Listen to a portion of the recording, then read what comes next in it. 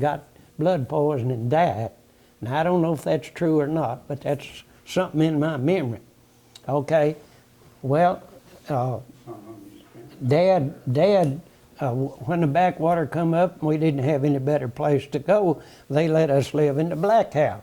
This house was built on the ground, and it had one wall. It wasn't sealed or out, one wall, and it's covered with old black roofing paper, and we called it the black house, 2-room house. And with James and me, and it was cold. And every time we went to bed, he'd go to bed first, and he'd be on my side. The following students to come to the front office: Alexandria Austin, Peyton Bannister, Cody Bird, Joseph Black, Taylor Blankenship, Saisha Bradshaw, Nikita Broomfield, Raven Brown, Devin Burns, Lachey Burns, and Robert Burton. Go ahead with the story.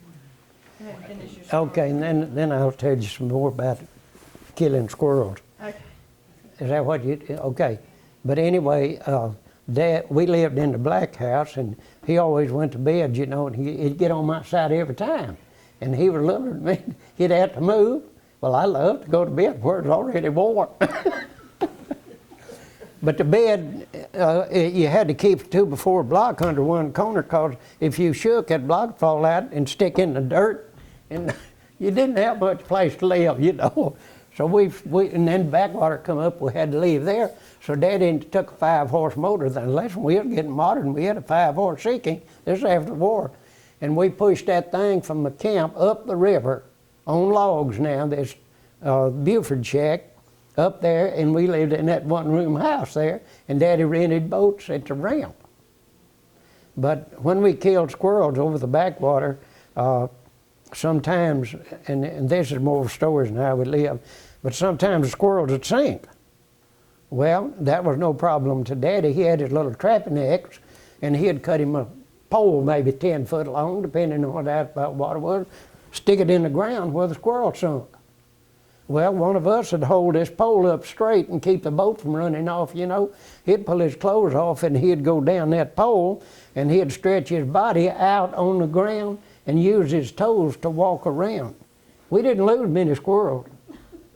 Now, if the water was too cold, that was something else. But I could tell you stories about false teeth and car keys that Daddy found underneath. But I imagine you're more interested in how we lived. The squirrels, the woodpeckers would hide acorns in the trees, and when the backwater came up, the squirrels would steal these acorns, and you could go in the backwater and you'd hear these woodpeckers squealing. Well, you go to where the woodpeckers squealing, and you could kill a squirrel. That's one of the squirrel hunting stories. And that woodpecker, the only thing he ever made that sound at beside a squirrel was one of these old big woodpeckers we call good gods. I don't know, what are they, palliated woodpecker or something? Otherwise, when you heard it, you knew it was a squirrel, because they made that weird sound. And we killed a lot of them that way, and if you could be paddling along, you heard boom, you knew that squirrel fell out of the tree, and when you saw the water dripping, you hit it. But when the water started to warm, the squirrels began to sink. Sometimes it'd sink in the wintertime. But what we'd do if we saw one, we'd get to paddling real fast, and the man in front would pick up the gun and shoot it. And by the time it hit the water, we were there to get it just about. But we always told people that we knew when it was going to sink or not, because if we was going squirrel hunting that day, Daddy'd get up and shave and wash his razor off, and if the hair sunk, we didn't go. John Gross, you said something too about the guy that drowned down there, you know, and that they buried him on Parker Ridge. Yeah. Mr. Mills, he was so deteriorated that they just wrapped him in a blanket and pulled him up and buried him back there on the back side of the ridge. And they covered it up with bricks, and the sand has begun to wash away, and you can see where the bricks, where they piled the bricks on him. He can show you that grave. Y'all tell them about the houses that was on the ridge. There was us, Dan Ferguson, Fulton Johnson, Ewell Hamilton, whose daughter became Miss Ashley County, and Beachy Farrell. We all lived in old houses. Fulton built his house, and then later Daddy built us a 4-room house with a bathroom. And that was how we lived on the ridge. But I'd rather try to tell you the way we lived, because we could tell you stories till dark. We floated at Wildcat until I I started need the this. following students to report to the office: Ty Duncan, Breanne Woodbury, Zach Ham, Tyler Harrington, David John, Kate Lansdale, Jordan Sybil. Yeah. We floated until I started the school. And when I started the school, we moved in what Eloyd was telling you, the Black House. And after we moved up there, one year the backwater came up, and it was coming up, and Daddy said, well, it ain't gonna come up very high, so we jacked the furniture up. Well, the backwater kept coming. He ended up taking the roof off of the house to get the furniture out, and that's when he went down and pulled one of the cabins from Wildcat up there, and we lived in it. And it was funny. I was 7 or 8 years old, and I was doing some kind of carpenter work, building something or something, and I had a handsaw, and I was standing on the board, but I was standing on the outside. And when I sawed that board in two, I fell in the backwater. Lost the saw. Do y'all remember, did y'all have hogs Oh, yeah. registered? Do y'all remember the marking, that y'all's marking? Yeah. My dad's mark was a cropping underbit in the right and split in the left. And Grandpa's was reversed. Tell her what a crop and underbit is. Do you know what they are? Okay, all right. Okay. I need to- We had hogs, and we even had a hog dock that was floating. We had a chicken house one time that was floating, and Aunt Sally came to live with us. That is Grandpa Johnson's sister. Her family had died for various reasons, husband, daughter, and son, and they came to live with us, and we had those chickens. And this old Rhode Island red rooster, he decided he was cock of the walk.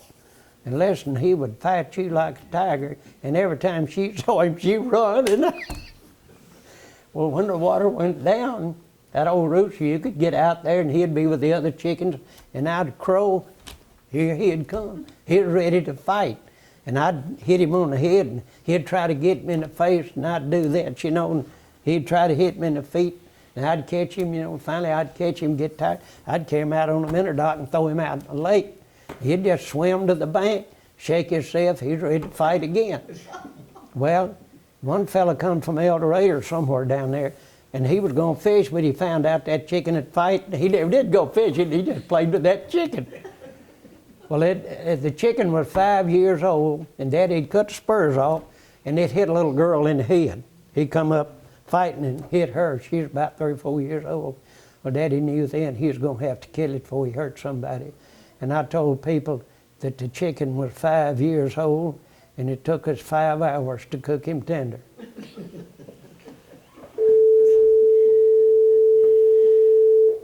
The chickens, this is amusement. We would take 2 white roosters and take black shoe polish and paint one of them, and we'd have a rooster fight. That rooster just couldn't handle that black rooster in the pen. And another thing, this is cruel. If you think a possum will sow, you put him in a barrel with a tomcat. The tomcat will come out. That possum won't sow. Do you have what year that the timber was cut? 46, they finished up. Sure.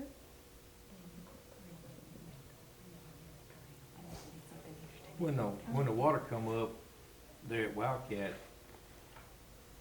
the house and everything was tied to trees by cables.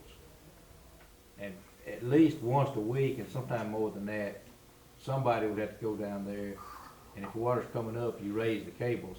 If it's falling, you lower the cables, because they were tied to trees. If you didn't, it would either pull the house under or set it cockeyed, or it would leave one side hanging, and I guess it might break the cable. But we did that a lot, just, I mean, at least once a week, it had to be done, just most years.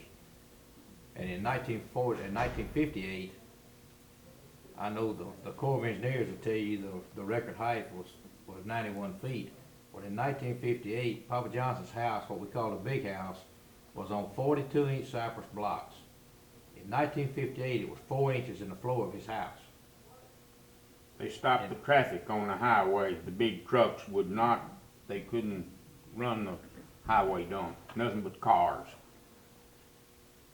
He Let me- moved out of town and lived in a house. 45 was the biggest one. 45 was higher, is what I've been told, but like I say, I wasn't born in 49, so.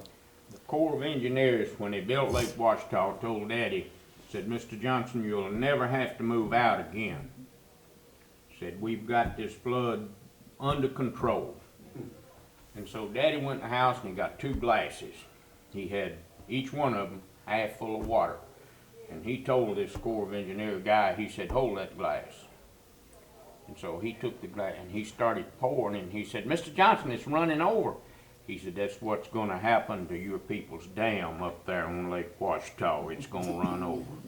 And the next year we had a high backwater. Let me go way back. And this is here talk. I can't prove this. But there was, McDonald had a farm over behind Pine Island, which was east of Wildcat. Pine Ridge or Pine Island Pine Island. was east of the main lake. And McDonald had a farm. Well, he would farm, but then when the backwater come up, so I was told, and I saw evidence of it, Mr. McDonald, I don't know if it was slave labor or after the Civil War, when the backwater come up, he would take these people and they would go in there, and timber was nothing, the government land, so what? It's everybody's land. And he would ring this timber, because the cypress tree's real big at the bottom, not so big at the top. Well, the backwater would come up, and he would ring this timber and kill it. And when it died, then he'd come back and cut it down, cut it into logs. And I don't know if he floated it to Sterlington or to out Felsenthal. somewhere. And it was, where it went to the sawmill. And Grandpa says, yeah, said that everybody's feeling sorry for Mr. McDonald because his farm went underwater. I think he was making more money with timber than he was with water. Well, that South Philly hog got his name too, wasn't it? Well, that's another story. That slough has been called everything from Diddy Wall Diddy to Philly Hall to what. And my Uncle Buford told me that Mr. McDonald, and Leland Glenn has found some evidence to make it different, I believe. But his son-in-law, his daughter, married a guy whose last name was Philly Hall. Now, if you put the words together, a filly is a horse. And haw is when you want it to turn left. But they said his name was Philly Hall, and he deadened that slough, and we called it Philly Hall deadening, because Mr. McDonald was to have deadened that timber. I see some nods and over here agreeing with me. But when I was coming up and got there was evidence of that, because there was a lot of stumps in the channel that was 10 to 12 feet tall. And you could tell they was cut off when the backwater was up. Here a few years ago, I was fishing in Wildcat, and a guy made a comment to me about the lightning being bad in the area down there in the pass, and I told him, I said, what makes you think that? He said, well, all these burned trees. I laughed and I said, those trees, a lot of them didn't get burned by lightning. He said, well, what started them? And I told him it was fishermen. They'd set them on fire, and then it might, for 2 or 3 days, they could go back and fish around them. They had the heat to keep a little bit warmer. I think you set some on fire, didn't you, James Russell? Do what? Did you set some of them on fire down there? Yeah, I caught. I did. They would be dead. We wouldn't burn live trees. And wouldn't. And it was pretty at night. cypress tree burning. Backwater was up, it wasn't going anywhere. But another thing we did, we would cut our wood and split wood because we had an old cast iron heater. And when we stayed at the swamp, the trap and stuff, had that. And we'd cut our wood and put it on a wood dock. But if we run out, we'd go over to Pine Island and pick up pine knots and rich pine and cut it into kindling. You know, it had a lot of sap in it. And we'd get those pine knots for wood. But then even that, we'd go out there and the trees that died out in the middle of the old slough, bugs and all that eat in between the bark and the tree, and we'd go there and get our boat just right and grab that bark and it'd fall in the boat. And you had to be neat with it. You didn't want it falling on you, but we knew how to do it, you know, and we'd burn bark. That's just another way of staying alive. That old cast iron heater, you could build a fire in it, and Ellen's got it right now. Yeah. You could build a fire in it, put 3 sticks of wood in it, for the next 2 hours, you'd be fanning, it'd be so hot.